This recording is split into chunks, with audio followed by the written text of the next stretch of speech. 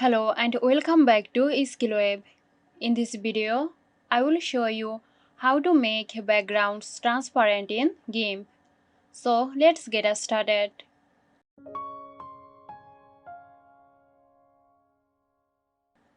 Begin by opening GIMP and importing the image you want to work with. Use the magic tool to select the background you want to make transparent. Now right-click on the layer in the Layers panel and select Add Alpha Channel.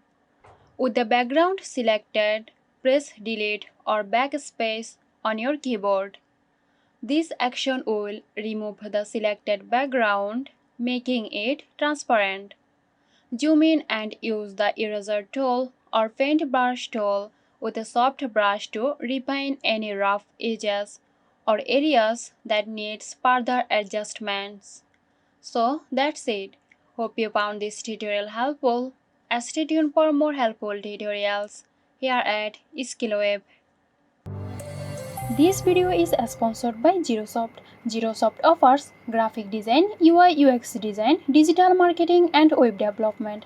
Elevate your brand with Xirosoft today. For more details, check the description box.